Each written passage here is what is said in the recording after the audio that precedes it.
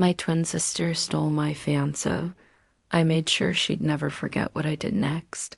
She took the man I loved, smiled at me as if nothing happened, and thought I would stay quiet, but she had no idea what I was about to do. My name is Emily, and I grew up sharing everything with my identical twin sister, Claire. People often said we were mirror images, inseparable since birth. But what they didn't see was the unspoken rivalry brewing between us for years.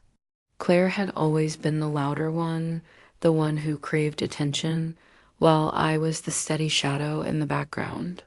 I didn't mind, or at least I thought I didn't, until I met Daniel. Daniel was everything I had dreamed of. Charming, thoughtful, the kind of man who noticed the small details others overlooked. We met at university, and by the time we both graduated, he was already planning our future together. He told me I was the one he wanted to marry, and for the first time in my life, I felt like I was the center of someone's world. Claire congratulated me, hugged me with a smile, and whispered that she was happy for me. But something in her eyes flickered, something I brushed aside at the time. Daniel and I got engaged after 3 years together. It was simple, beautiful, and everything I had ever wanted. We had started looking at venues, tasting cakes, talking about flowers, the kind of dreams you hold on to from childhood. Claire offered to help, of course. She came to appointments, gave suggestions, even joked that she was the unofficial wedding planner. It felt natural until I started noticing things that made my stomach twist. Daniel's phone would buzz, and when I asked, he'd say it was Claire sharing ideas. They seemed to talk a lot, more than I expected, but I trusted them both.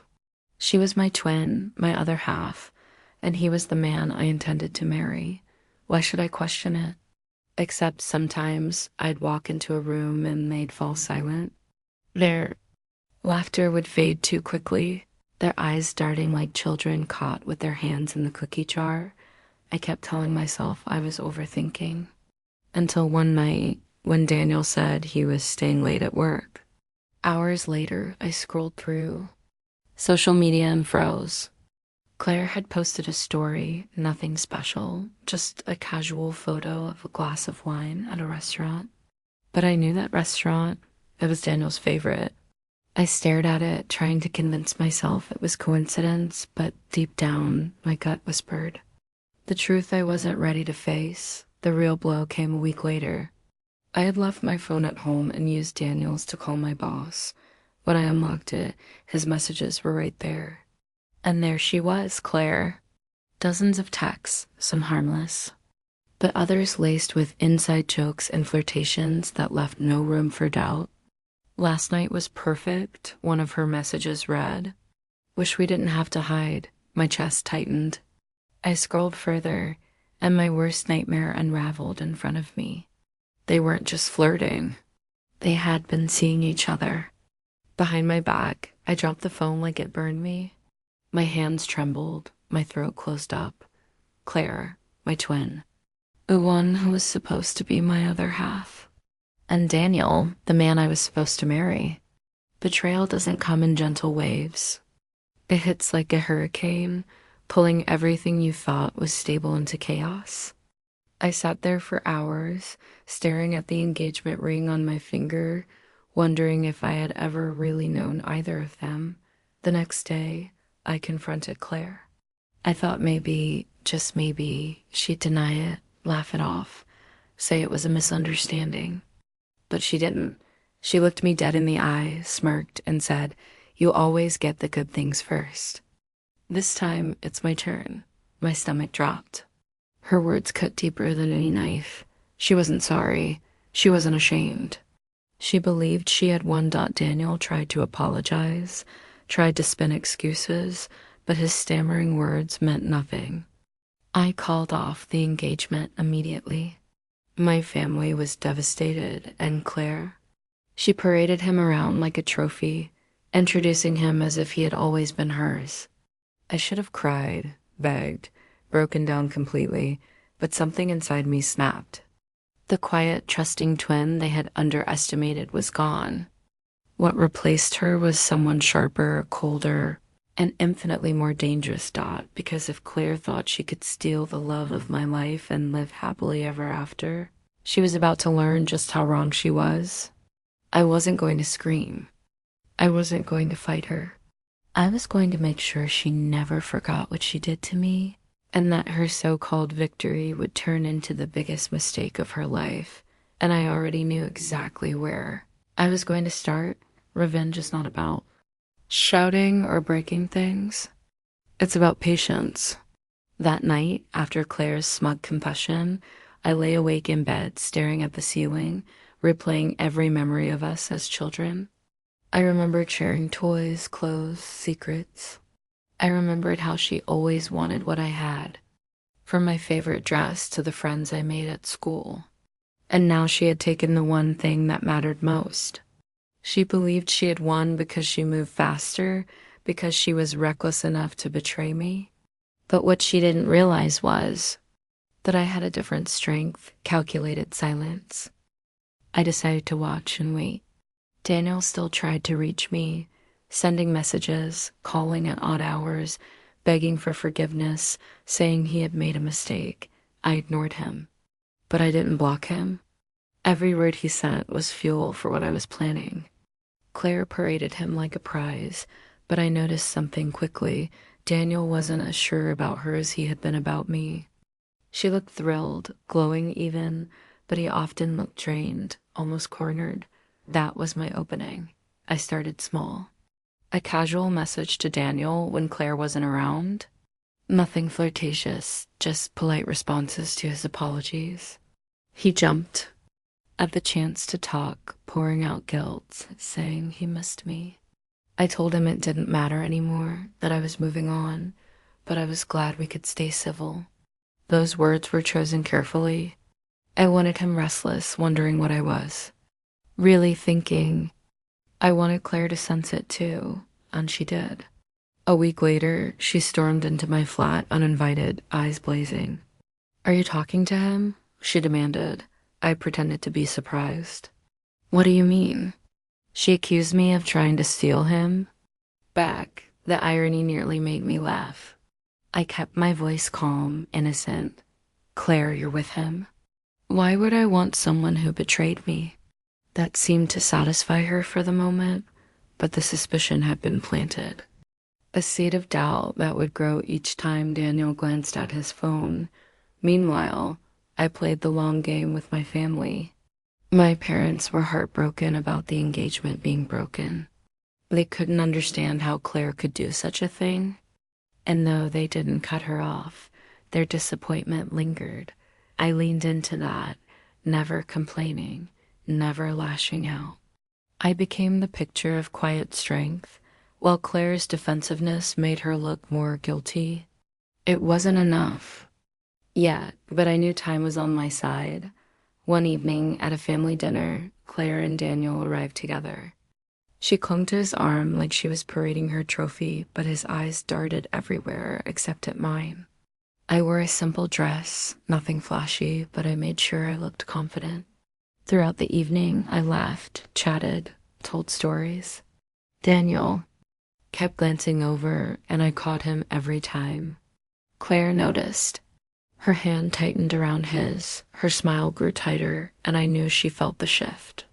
She thought stealing him would put me in ruins, but instead I was becoming untouchable. That burned her more than anything. Still, I needed something bigger. Claire had taken what was mine. I needed her to feel the sting of loss. That's when I discovered something that made my pulse race. While scrolling through my old files, I found Daniel's old project proposals. He worked in finance, constantly pitching ideas for investments, and he often used me as a sounding board. I remembered details he had shared with me before Claire came into the picture. I dug deeper and realized one of his biggest pitches, the one he was planning to present at his firm, was something he had first brainstormed with me. My notes, my suggestions, all written down in my own words, that an idea began forming. If Claire thought she could take Daniel, What if I took away what mattered to Daniel instead? And not just from him, through her. She tied herself to him like he was her prized possession, so if he fell, she'd fall too. But I couldn't just expose him directly. That would be too obvious. I needed a twist, something that looked like karma itself had turned against them. I started connecting dots. A mutual friend of ours, James, also worked in the same industry. He often asked me for insights, admiring my knack for strategy. I reached out to him casually, sharing some observations I'd written down, almost word for word from the notes Daniel had once stolen for his proposal. James was impressed, said it was brilliant, and asked if he could explore the idea further. I gave him my blessing. And I knew exactly what had happened. 2 weeks later, Daniel prepared to deliver his big pitch at work, the one that would secure him a promotion. Claire had been bragging about it to everyone, saying her boyfriend was destined for success. But the morning of the meeting, James presented first with my idea. Daniel followed, only to look like a copycat. His bosses didn't say much in the room, but I knew what that kind of embarrassment meant in corporate life. His credibility shattered instantly. Claire had no idea I had engineered it, but she saw the fallout. She called me late that night, screaming into the phone, accusing me of ruining him. I feigned ignorance. Claire, how could I possibly do that? Maybe Daniel just isn't as smart as he thinks. Her fury poured through the line, but beneath it, I could hear something else. Fear. She was starting to realize that Daniel wasn't the golden ticket she thought he was. I ended the call before she could say more. Then I sat there in the quiet heart pounding. This was only the beginning. Claire believed she had stolen the love of my life, that I had taken something deeper, control. And once you've tasted that kind of power, you don't stop. You keep going until the ones who betrayed you are left with nothing but regret. The satisfaction of watching Daniel stumble at work was sweet, but it wasn't enough. Claire still had him, and she still paraded around as if she had won. She was too proud, too sure of herself, and I knew humiliation was the only thing that would cut deep enough. If she thought she had outsmarted me, then I would make sure the world saw just how foolish she really was. I began paying attention to her routines. Claire was careless, always posting on social media, always trying to show off her supposedly perfect life. Lavish dinners, expensive gifts Daniel bought her, selfies with captions dripping in fake happiness. But the thing about Claire was that she could never resist exaggerating. She had to show off even when she didn't really have much to flaunt. That habit of hers was my weapon. I created a fake account under a different name. Someone believable but distant enough that she wouldn't connect the dots. From that account, I started interacting with her posts, flattering her, asking questions. Claire loved attention, so she responded quickly. Within a week, she had slipped into bragging about her private life, hinting at things that most people would never reveal. It didn't take long before she let slip that she and Daniel had started spending money they didn't have. Fancy clothes, trips, dinners, all on Daniel's credit cards. She even joked about how he was so desperate to keep her happy that he would pay for anything. That was my opening. Quietly, I saved every screenshot, every careless word she typed. Then I began feeding those details to the right people. A friend of Daniel's from work was known to gossip, and I made sure they got the screenshots anonymously. It didn't take long for whispers to spread. Suddenly, Daniel wasn't just the guy who embarrassed himself at work. He was the guy who was being drained dry by his girlfriend, who flaunted his money like it was her own.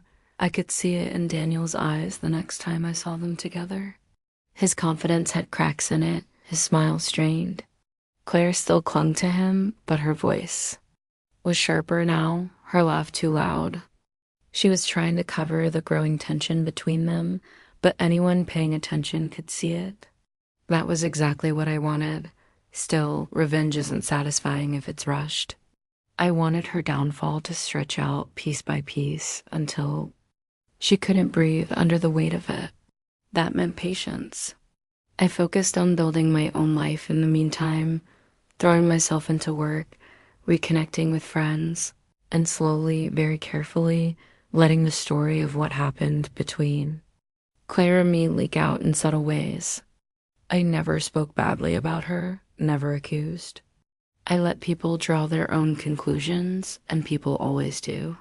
Soon enough, Claire had gone from being admired to being whispered about, not because of me, but because her actions had left too many trails. That one evening, I attended a party where Daniel and Claire also showed up. She looked radiant in a glittering dress, but the way she scanned the room told me everything. She was worried. She knew people were talking, and she was desperate to look untouchable.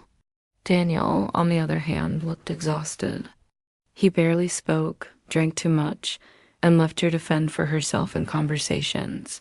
I didn't have to say a word. Just my presence was enough to remind them both of what they had done and how far they were starting to fall. But I wasn't finished.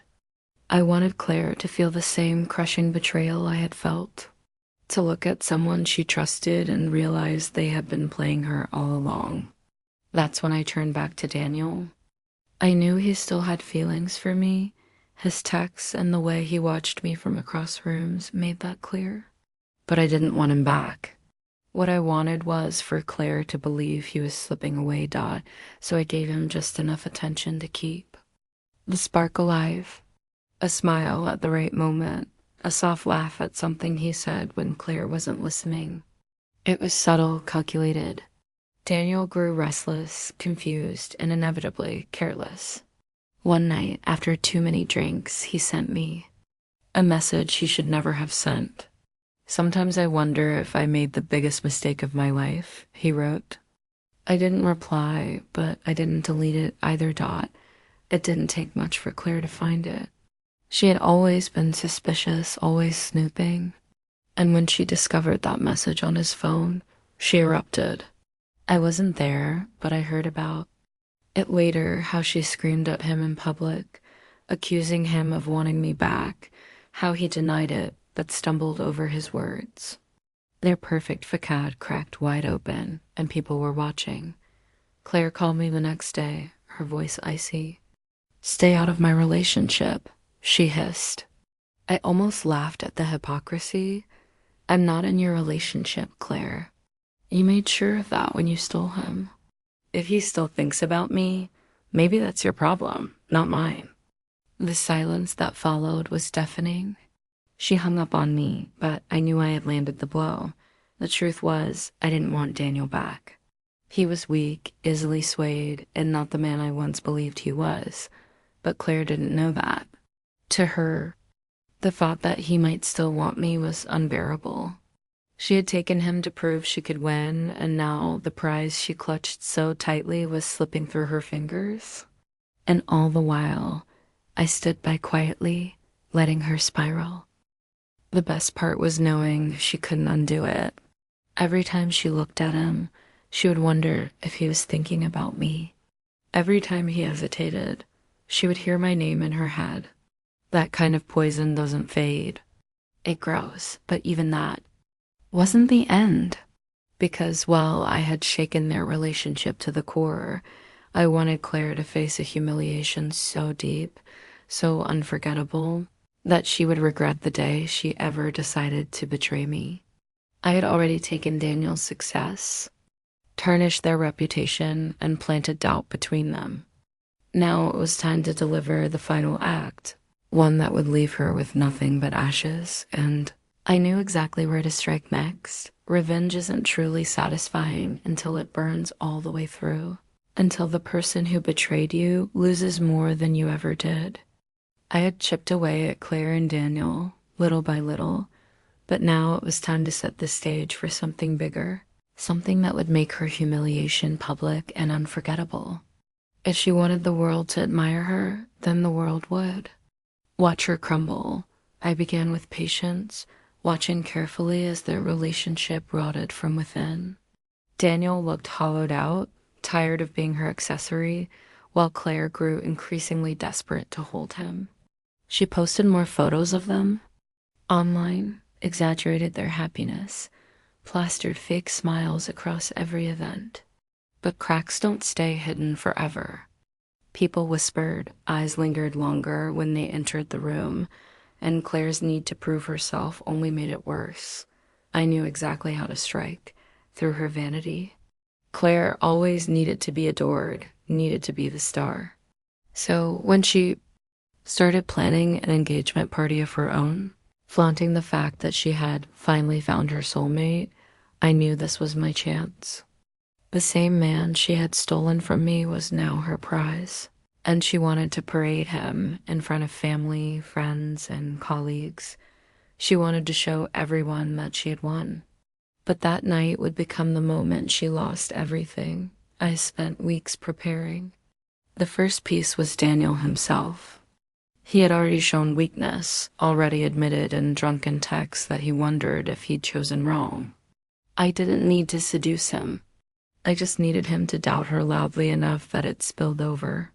I continued to keep my distance while giving him just enough kindness that he couldn't shake me from his thoughts. By the time the engagement party arrived, Claire had already fought with him twice about me, and he looked like a man on the edge. The second piece was information.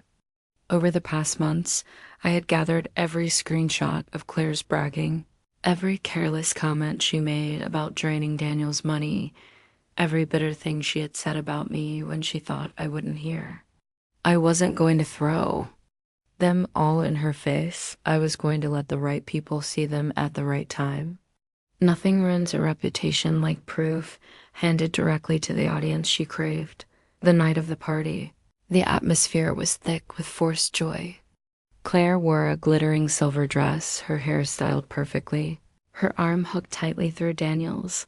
She greeted guests with that same dazzling smile, but I saw the way her eyes flickered nervously toward him every time he looked away. She was terrified he'd slip, terrified he'd show the world what was really happening between them. I arrived late, deliberately so that when I walked in, heads turned. I wore something simple but elegant, nothing flashy, but I made sure my presence was undeniable. Claire's smile faltered for just a moment before she recovered, squeezing Daniel's hand tighter. I simply smiled back, calm, unbothered, as if her little display meant nothing. That was enough to rattle her. The speeches began later in the evening. A few family members spoke, then Daniel was asked to say a few words. He stood, swaying slightly, clearly having drunk too much already. His voice cracked as he started talking about how he was lucky to have Claire, but the words felt hollow.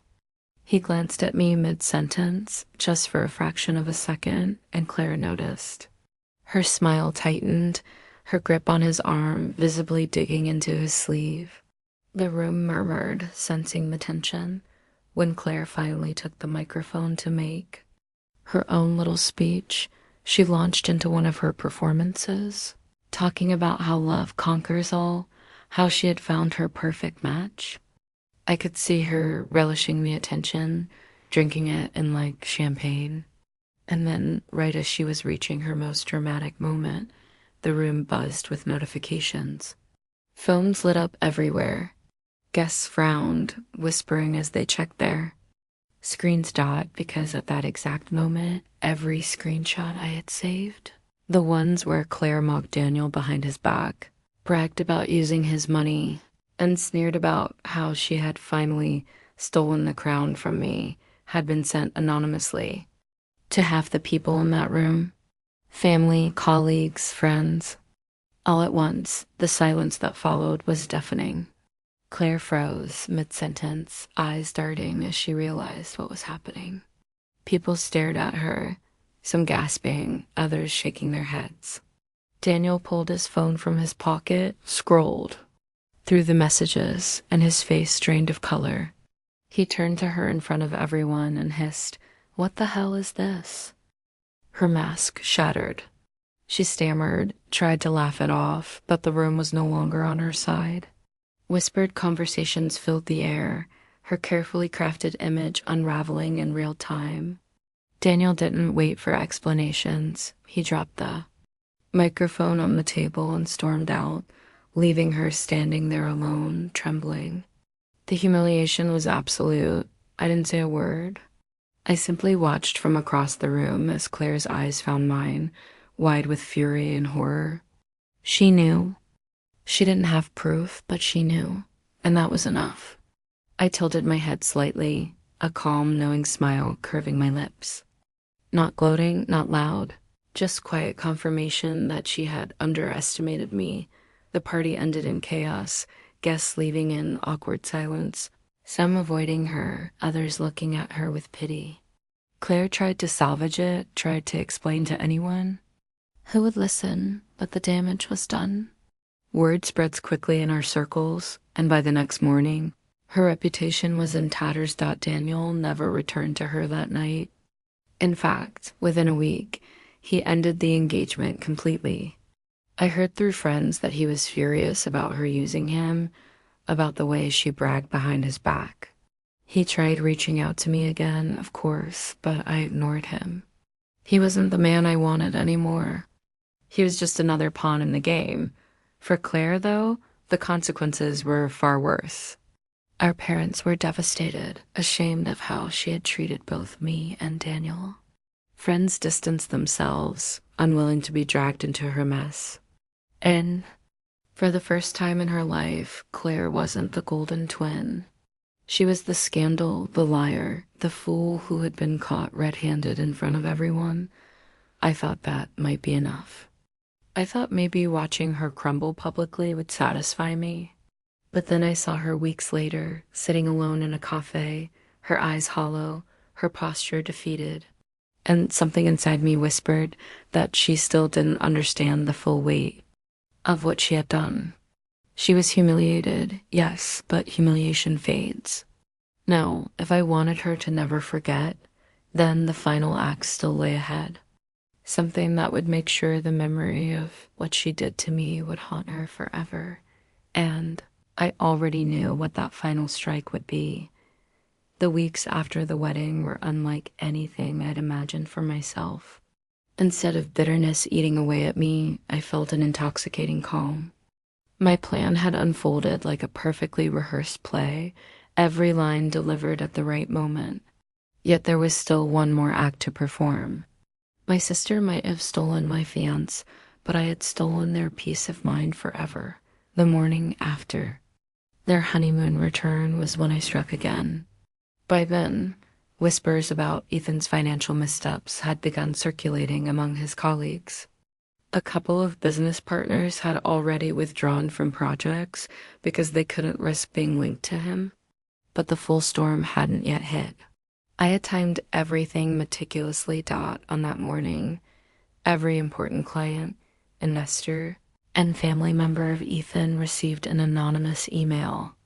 Attached were documents, carefully curated evidence I had kept in my possession, that detailed how Ethan had embezzled funds from his firm, covered debts with fraudulent transfers, and even forged signatures. It wasn't fiction. He had really done all of it. I just made sure the right people saw the truth. By noon, Ethan's office had called an emergency meeting. I wasn't there, but I knew exactly what happened because someone inside the company sent me a message later. The partners cornered Ethan, demanding explanations. He blustered, denied, and finally stormed out when they mentioned calling in auditors. By evening, his name was practically mud in the business community, and where was my sister during all this? She was posting filtered honeymoon pictures on social media, blissfully unaware that the life she thought she had secured was crumbling beneath her feet. I watched, silent and patient, as she smiled into the camera while the comments section began to fill with snide remarks about her con artist husband. The next blow came swiftly. A week later, Ethan's accounts were frozen pending investigation. His credit card stopped working. My sister called me late at night, her voice trembling. Something's wrong. Ethan's being accused of things, serious things I don't understand. This can't be true. I let silence hang for a moment, then spoke softly. Didn't you always say you wanted excitement? Adventure? Well, looks like you got it. She begged me to explain, but I only told her what she least wanted to hear. You made your choice, live with it. And then I hung up. That was the last time I allowed her to hear my voice directly, but I wasn't finished. I still had one final message to deliver, one that would echo in her mind every time she thought she had moved on. Arranged a dinner with our parents under the guise of reconciliation. They had been heartbroken by the split between us, torn between two daughters who had once been inseparable. When we gathered at the family table, I let them speak first. My mother asked if I could ever forgive. My father pleaded for unity, saying life was too short for grudges. That's when I leaned forward and said clearly, forgive. She didn't just betray me. She destroyed a bond we spent our whole lives building. And she did it for a man who is now a ruined fraud. Tell me, where is the happy ending in that? My sister sat across from me, pale and trembling. Ethan wasn't there. He was busy trying to convince lawyers to represent him. She reached for my hand like she used to when we were children, desperate for some trace of the old sisterhood. But I pulled back, my expression hard dot, and then I laid my final card on the table. I told her how I had known about Ethan's corruption long before she ever set her eyes on him. I told her how I had watched, waited, and collected every shred of evidence while she believed she was outsmarting me. And then I said the words that would scar her forever. I didn't just let you take him, I fed him to you. I let you fall into his arms knowing he would ruin you. Because that was the only way you'd ever understand what betrayal feels like. Her lips parted, a choked sob breaking free. My parents looked horrified, unable to process the cruelty of it all. But I wasn't cruel, I was honest. And sometimes honesty is sharper than any blade. From that night on, my sister changed. The once vibrant, smug twin who thought she had bested me became a shadow of herself. She couldn't show her face without whispers following her. Friends drifted away.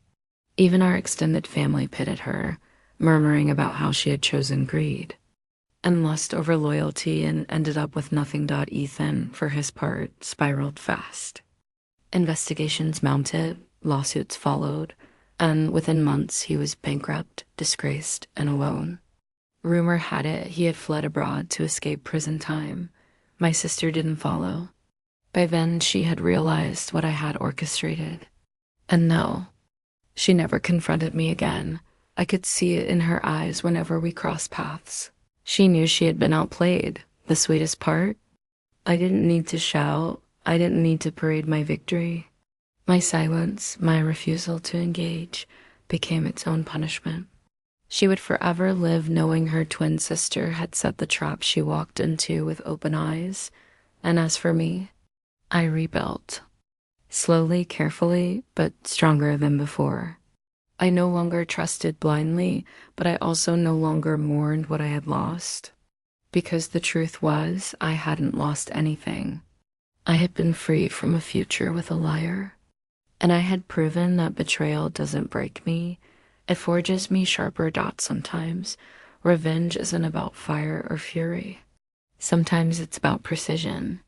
And I had given her a lesson carved so deeply into her life that she would never forget it. She had taken my fiancé. I had taken her future. And in the quiet moments, when I saw her across the room at family gatherings, I could tell she knew the truth. She would never escape the shadow of what I had done next.